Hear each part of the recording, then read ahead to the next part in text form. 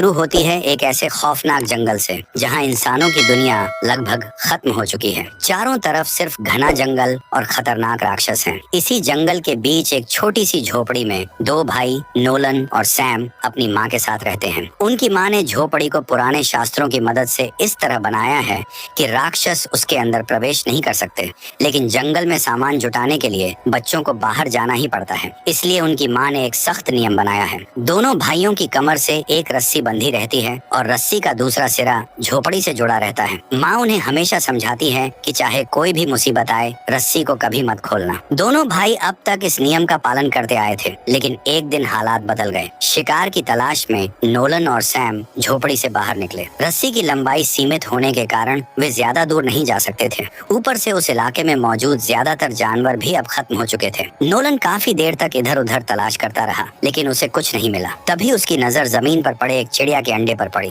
अंडा बिल्कुल सामने था, लेकिन रस्सी पूरी तरह खींच चुकी थी। नोलन ने उसे उठाने की कोशिश की, मगर वह वहां तक पहुंच ही नहीं पा रहा था। उसके मन में एक खतरनाक ख्याल आया, अगर वह कुछ पल के लिए रस्सी खोल दे तो अंडा आसानी से उठा सकता है। नोलन रस्सी खोलने ही वाला था कि सैम ने उसे देख लिया और तुरंत रोक दिया। नोलन ने समझाया कि वह सिर्फ कुछ सेकंड के लिए रस्सी खोलेगा और तुरंत वापस आ जाएगा, लेकिन सैम ने उसकी बात नहीं मानी। उसने कहा कि अंडे वाली जगह को निशान लगा देते हैं और वापस जाकर माँ से रस्सी थोड़ी लंबी करने के लिए कहेंगे। नोलन को गुस्सा तो बहुत आया, लेकिन उसे मजबूर होकर भाई के साथ लौटना पड़ा। इसी दौरान गुस्से में नोलन ने ऐसी गलती कर दी जिसकी उसे खुद उम्मीद नहीं थी। उसने अनजाने में सैम की रस्सी पर पैर रख दिया। अचानक रस्सी खींची और सैम का संतुलन बिगड़ गया। वह पहाड़ी से नीचे लुढ़क गया और बुरी तरह घायल हो गया। नोलन घबरा गया। उसे तुरंत एहसास हुआ कि मामला गंभीर है।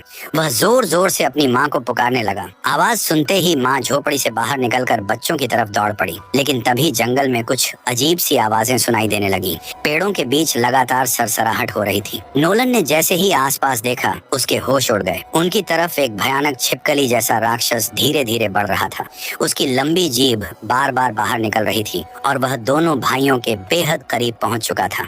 अब वहां रुकना मौत को बुलाने जैसा था। नोलन ने तुरंत रस्सी खोल दी और अपने घायल भाई की तरफ दौड़ पड़ा। वह सैम को उठाने की कोशिश करने लगा, लेकिन राक्षस लगातार उनकी तरफ बढ़ रहा था। तभी उनकी माँ वहां पहुंच गई। बच्चों को खतरे में देखकर उसने एक पल भी बर्बाद नहीं किया। उसने तेजी से रस्सी काटी और दोनों बच्चों को अपनी तरफ खींच लिया। फिर उसने जमीन पर पड़ी रस्सी उठाई और उसे दोनों बच्चों के चारों ओर कसकर लपेट दिया। जैसे ही रस्सी उनके चारों तरफ पूरी तरह बंधी, राक्षस अचानक रुक गया। माँ जानती थी कि यही रस्सी उन्हें उस खतरनाक जीव से बचा सकती है, लेकिन अब एक सवाल सबसे बड़ा था। नोलन ने आखिर अपनी माँ की बात क्यों नहीं मानी, और क्या वह राक्षस इतनी आसानी से उनका पीछा छोड़ने वाला था? झोपड़ी में वापस आने के बाद माँ ने दोनों भाइयों को एक खास जगह पर बैठाया। उसने उन्हें जमीन पर हाथ रखने को कहा और फिर एक अजीब सा मंत्र दोहराने का आदेश दिया।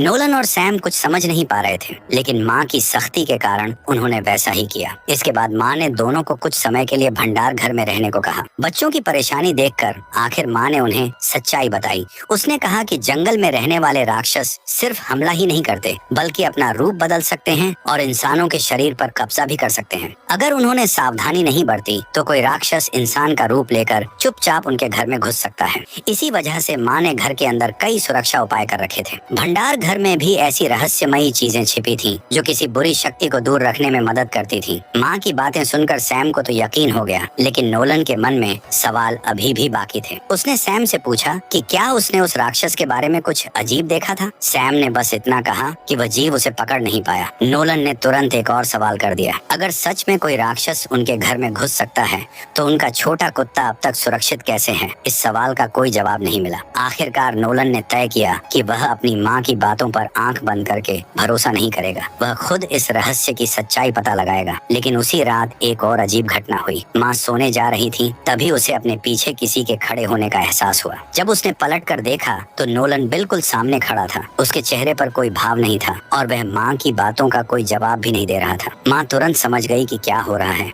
दरअसल नोलन को बचपन से नींद में चलने की आदत थी। उसे सोते समय बाहर निकलने से रोकने के लिए उसके पैरों में खास छोटी घंटियां बांधी जाती थीं, लेकिन आज वह उन्हें पहनना भूल गया था। माँ ने समय रहते उसे पकड़ लिया और वापस उसके कमरे में ले गई। सुबह होते होते घर की एक और बड़ी समस्या सामने आ गई। खाने का सामान तेजी से खत्म हो रहा था। अब जंगल में जाकर शिकार करना जरूरी हो चुका था, लेकिन सैम अभी तक अपनी चोट से पूरी तरह ठीक नहीं हुआ था। पिछली घटना को याद करते हुए माँ ने फैसला किया कि दोनों बच्चे झोपड़ी के अंदर ही रहेंगे। इस बार वह अकेली जंगल में जाएगी।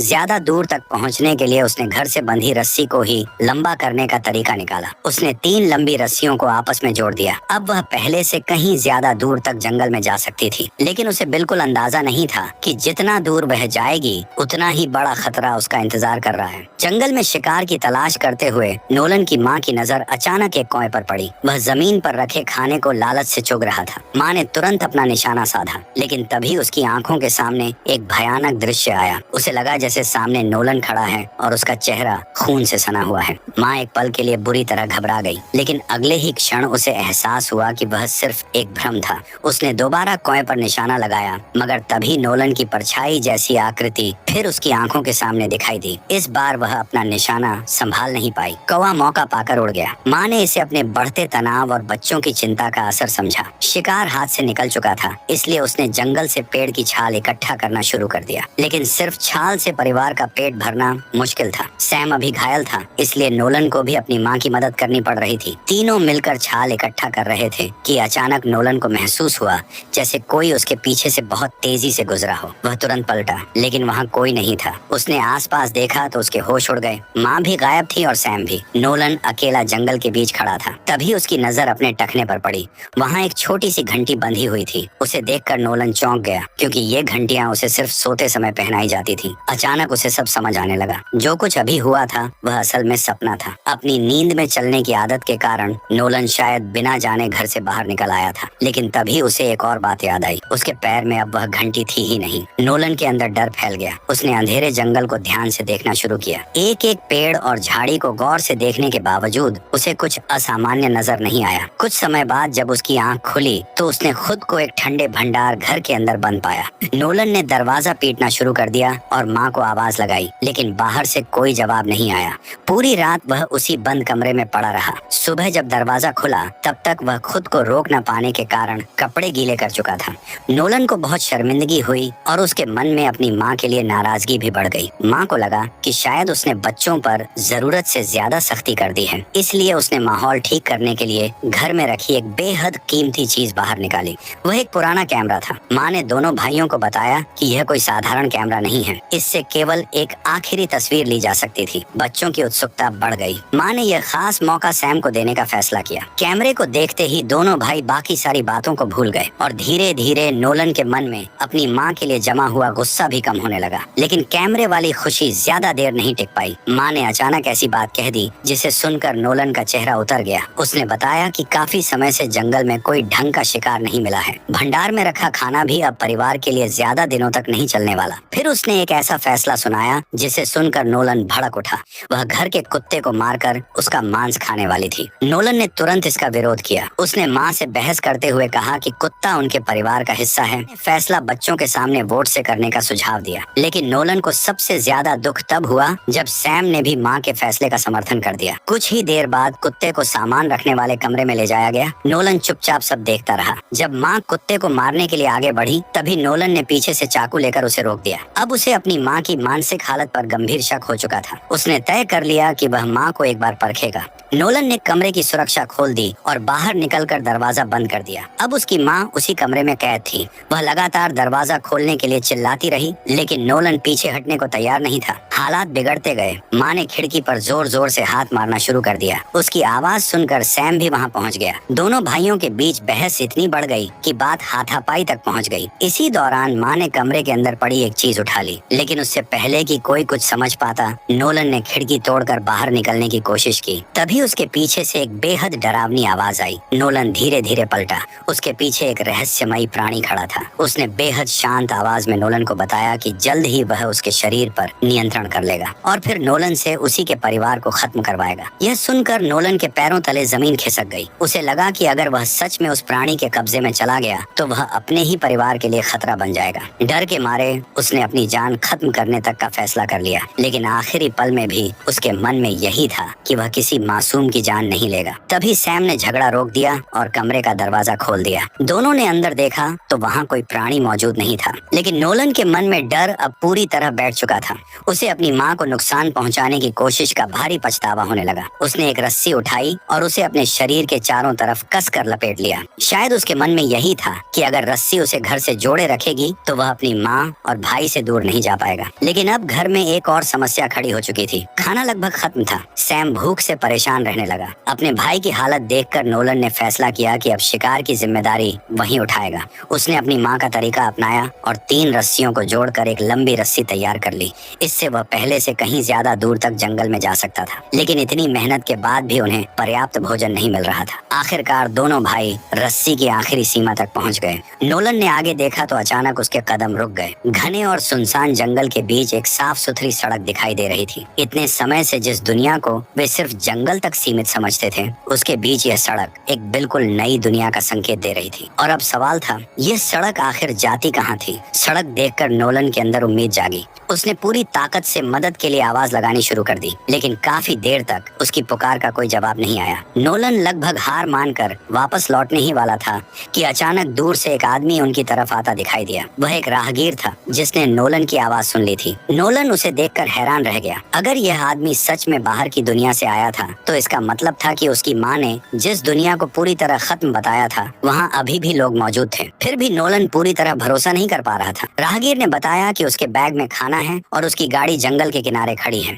उसने दोनों भाइयों को अपने साथ चलने का प्रस्ताव दिया, लेकिन सैम ने तुरंत अपना हथियार निकाल लिया। उसे लगा कि यह आदमी किसी चाल के तहत उनके पास आया है। राहगीर ने बहस करने के बजाय शांत होकर कहा कि अगर वे उस पर भरोसा नहीं करते तो वह अभी वहाँ से चला जाएगा। वह मुड़कर जाने लगा। तभी सैम ने अचानक तीर चला दिया। तीर राहगीर को लग गया। वह दर्द से कराहता हुआ वहाँ से भागने लगा। नोलन को यह देखकर झटका लगा। वह तुरंत उसके पीछे दौड़ा। कुछ दूर जाने के बाद उसे वह घायल आदमी दिखाई दिया। वह किसी अजीब से फोन की मदद से किसी को संपर्क करने की कोशिश कर रहा था। नोलन ने उसकी हालत देखने के बजाय उसका बैग उठा लिया। भूख से परेशान दोनों भाइयों के लिए उसमें मौजूद खाना किसी खजाने से कम नहीं था। नोलन ने पहली बार उस तरह का खाना खाया और भूख के कारण तेजी से खाने लगा, लेकिन सैम अभी भी डरा हुआ था। उसे शक था कि कहीं उस खाने में जहर तो नहीं मिला हुआ, इसलिए उसने खाने से इनकार कर दिया। रात तक भूख इतनी बढ़ गई कि आखिरकार सैम ने भी खाना खा लिया। जब काफी देर तक उसे कुछ नहीं हुआ तो उसके मन में पहली बार सवाल उठा कि शायद वह राहगीर उनका दुश्मन नहीं था। इसी दौरान उसे उस आदमी का बटुआ मिला। बटुए के अंदर एक तस्वीर थी। उस तस्वीर में वही आदमी अपनी छोटी बेटी के साथ खड़ा था। सैम तस्वीर को काफी देर तक देखता रहा। शायद पहली बार उसे एहसास हुआ कि जिस इंसान को उन्होंने दुश्मन समझकर घायल किया था उसके पीछे भी एक परिवार था। उस रात सैम घर के दरवाजे के पास बैठा सोच रहा था। उसके लिए बाहर की दुनिया अब पहले जैसी नहीं रही थी। मोमबत्तियों के अलावा उसने पहली बार एक अलग तरह की रोशनी देखी थी। लेकिन तभी घर के अंदर से कुछ आवाज आई। सैम तुरंत उठकर उस तरफ गया। उसने कमरे को देखा मगर वहाँ कोई नहीं था। तभी उसके पीछे से किसी लड़की की आवाज सुनाई दी। सैम डर कर पलटा। उसके सामने एक लड़की खड़ी थी। वह अपने पिता को ढूंढ रही थी। सैम ने उसके चेहरे को गौर से देखा और तुरंत पहचान गया। वह बिल्कुल उसी तस्वीर वाली बच्ची थी। अब सैम के मन में एक भयानक एहसास पैदा हुआ। शायद उनकी माँ ने उन्हें बाहरी दुनिया के बारे में पूरी सच्चाई कभी बताई ही नहीं थी। सैम ने घबराकर लड़की से कहा कि उसने उसके पिता को नहीं देखा, लेकिन तभी उसकी नजर अपने हाथ पर गई। उसके शरीर से बंधी रस्सी का एक सिरा अब उसके हाथ में था और दूसरी तरफ मौजूद टॉर्च देखकर उसे एहसास हुआ कि यह वही चीज थी जो उस आदमी के पास थी। अब सैम के सामने एक ऐसी सच्चाई खुलने वाली थी जो उनके पूरे जीवन को बदल सकती थी। सैम के सामने अब बहुत बड़ा सवाल था। वह लड़की को उसके पिता के बारे में सब कुछ बताना चाहता था, लेकिन तभी लड़की की नजर सामान वाले कमरे के अंदर पड़ी। वहाँ एक लाश देखकर लड़की बुरी तरह डर गई और बिना कुछ सोचे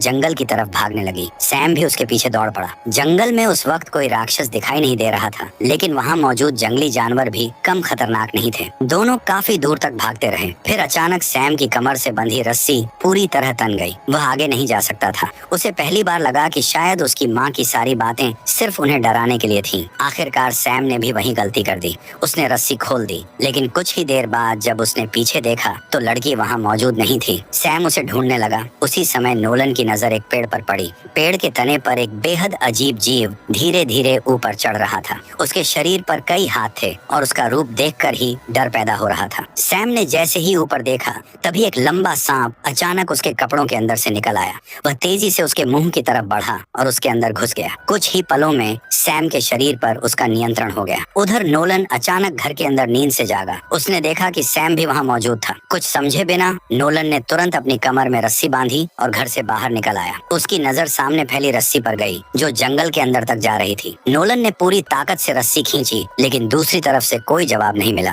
तभी जमीन पर पड़ी टॉर्च उसके हाथ लगी। वह उसे लेकर जंगल में आगे बढ़ने ही वाला था कि दूर से उसे सैम की आवाज सुनाई दी। नोलन तुरंत उस दिशा में दौड़ा लेकिन वहाँ पहुँचने पर कोई नहीं मिला। अचानक पीछे से सैम दिखाई दिया। नोलन को समझ नहीं आया कि उसका भाई वहाँ कैसे पहुँचा। फिर भी उसके अंदर एक अजीब सी बेचैनी पैदा हो गई। वह बिना कुछ पूछे तेजी से घर की तरफ भागने लगा। घर पहुंचकर उसने दरवाजा खोला। सैम बिस्तर पर बैठा था और बिल्कुल असामान्य नजर आ रहा था। नोलन को तुरंत अपनी माँ की चेतावनी याद आ गई। उसने सैम का हाथ पकड़ा और धीरे धीरे सुरक्षा वाला मंत्र पढ़ने लगा। लेकिन तभी सैम ने अचानक चाकू निकाल लिया। अब नोलन को यकीन हो गया उसकी माँ जिस खतरे की बात करती थी वह सच था। नोलन भागकर बाथरूम में घुस गया और दरवाजा अंदर से बंद कर लिया। लेकिन सैम ने पलंग को दरवाजे के सामने खिसका दिया। फिर अचानक कमरे में आग लगा दी। धुआं तेजी से फैलने लगा। नोलन के पास बाहर निकलने का सिर्फ एक रास्ता था, खिड़की। वह खिड़की तक पहुंचा और नीचे देखा। ऊंचाई देखकर उसके पैर कांपने लगे। वह छलांग लगाने की हिम्मत नहीं कर पा रहा था। उधर सैम लगातार उस पर नजर रख रहा था। कुछ देर बाद नोलन ने घर में वापस जाने की कोशिश की लेकिन सैम ने उसे रोकने के बजाय अपना पुराना कैमरा निकाल लिया। उसके पास आखिरी तस्वीर लेने का सिर्फ एक मौका बचा था। वह कैमरे से उस पल को कैद करना चाहता था। नोलन जैसे ही भागने की तैयारी कर रहा था तभी अचानक उसके सामने चांदनी आ गई। नोलन को देखकर वह समझ गया कि चांदनी इंसान नहीं थी, वह एक आत्मा थी। नोलन तुरंत स्टोरेज रूम की तरफ भागा। उसने दरवाजा खोला और मन बना लिया कि अब पीछे हटने का कोई रास्ता नहीं है। उसे आखिरी बार इस खतरे का सामना करना ही होगा। चांदनी धीरे धीरे उसकी तरफ बढ़ने लगी। तभी नोलन अचानक उसके पीछे पहुंचा और पूरी ताकत से उसे एक गहरे गड्ढे में धकेल दिया। लेकिन चांदनी इतनी आसानी से हारने वाली नहीं थी। उसने तुरंत पास पड़ी रस्सी पकड़ ली। रस्सी को खींचते ही दरवाजा जोर से बंद हो गया। अब वह एक तरह के पिंजरे में कैद थी। अंदर से उसकी भयानक चीखें गूंजने लगी। लेकिन नोलन को अभी नहीं पता था कि असली खतरा उस पिंजरे के बाहर नहीं बल्कि उसके अपने घर के अंदर मौजूद था। चांदनी कुछ देर तक उस पिंजरे के अंदर बुरी तरह तड़पती रही। उसकी चीखें धीरे धीरे बदलने लगीं और देखते ही देखते उसका असली भयानक रूप सामने आने लगा। नोलन को लगने लगा कि अब उसकी ताकत जवाब दे रही है। लेकिन तभी चांदनी ने अचानक विरोध करना बंद कर दिया। कुछ ही पलों में उसकी आत्मा जैसे किसी पवित्र शक्ति के सामने समर्पित हो गई। नोलन को लगा कि शायद यह डरावना अध्याय अब खत्म हो चुका है। उधर जंगल में लगी आग का धुआं काफी दूर तक फैल चुका था। उसी धुएं को देखकर एक बचाव दल वहां पहुंच गया। नोलन किसी तरह आग के बीच से बाहर निकलने में कामयाब हो गया। बाहर आते ही उसने सबसे पहले सैम के बारे में पूछा। उसने बचाव दल को बताया कि उसका भाई अभी भी जंगल में है। लेकिन बचाव कर्मियों ने उसे हैरान कर देने वाली खबर दी। उन्होंने सैम को पहले ही खोज लिया था। सैम बेहोशी की हालत में मिला था और उसे सुरक्षित निकालकर एक हेलीकॉप्टर में रखा जा चुका था। अपने भाई को सुरक्षित देखकर नोलन ने राहत की सांस ली। कई सालों से जिस दुनिया को वह सिर्फ डर और राक्षसों की जगह समझता आया था, अब उसे पहली बार लगा कि शायद उसके सामने एक नई जिंदगी शुरू होने वाली है। उसे लगा कि अब वह और सैम इस बंद दुनिया से बाहर निकलकर सामान्य जिंदगी जी सकेंगे। लेकिन नोलन को असली खतरे का जरा भी अंदाजा नहीं था। बचाव के दौरान कैमरे में खींची गई आखिरी तस्वीर जब सामने आई तो उसमें एक भयानक राज छिपा हुआ था। तस्वीर में सैम के कंधे पर किसी प्राणी का हाथ दिखाई दे रहा था और सबसे डरावनी बात यह थी कि वह वही प्राणी था जिसे नोलन समझ रहा था कि वह कमरे के अंदर खत्म हो चुका है। सैम उस वक्त बिल्कुल शांत दिखाई दे रहा था।